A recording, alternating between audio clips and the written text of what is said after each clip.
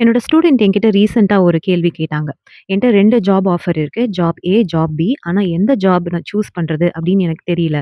So decision எடுக்க முடியாம over thinking பண்ணிட்டு இருக்கேன் அப்படின்னு என்கிட்ட சொன்னாங்க. நம்மளுடைய பிரெயின் ஒரு டெசிஷன் எடுக்கிறதுக்கு மில்லி செகண்ட்ஸ் தான் தேவை. ஆக ஏற்கனவே அவங்களுடைய பிரெயின் ஒரு டெசிஷன எடுத்துருச்சு.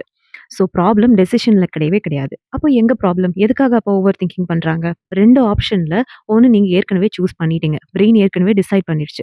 ஃபர்ஸ்ட்டு அந்த டெசிஷன் என்ன அப்படின்னு தெரிஞ்சுக்கணும். இப்போ இவங்க கேஸ்ல வந்து அவங்க பி அப்படின்னு சூஸ் பண்ணிட்டாங்க. அப்போ அவங்க கிட்ட கேட்டேன். "இப்போ பி பத்தின எல்லா இன்ஃபர்மேஷனும் உங்களுக்கு தெரியுமா?" அப்படின்னு கேட்டப்போ, "இல்ல எனக்கு தெரியாது." ஸோ அப்ப அதுதான் ப்ராப்ளம். நம்ம எப்போ ஒரு விஷயம் சூஸ் பண்ணும்போது, அத பத்தி முழு இன்ஃபர்மேஷன் நமக்கு இல்லையோ, அப்பதான் நம்ம ஓவர் திங்கிங் பண்றோம். அப்போ முழு இன்ஃபர்மேஷன் இல்லாதப்போ என்ன பண்ணணும்? ஆக்ஷன். ஃபர்ஸ்ட் ஸ்டெப் எடுக்கணும். ஜாப் பி தான் வேணும் அப்டின்னா, அப்ப ஜாப் பிய நோக்கி என்ன ஃபர்ஸ்ட் ஸ்டெப் எடுக்கணுமோ, அத எடுத்து வைக்கணும். ஸோ, அப்ப அவங்க அந்த ஃபர்ஸ்ட் ஸ்டெப் எடுத்து வைக்கும்போது, அவங்களுக்கு இன்னும் இன்ஃபர்மேஷன் கிடைக்கும். அப்போ அந்த இன்ஃபர்மேஷன வச்சு அவங்க இன்னும் பெட்டரான அடுத்த ஸ்டெப்ஸையும் அவங்க வைக்க முடியும். ஸோ, ப்ராப்ளம் ஓவர் திங்கிங்ல கிடையாது. ப்ராப்ளம் வந்து ஆக்ஷன்ல தான் இருக்கு.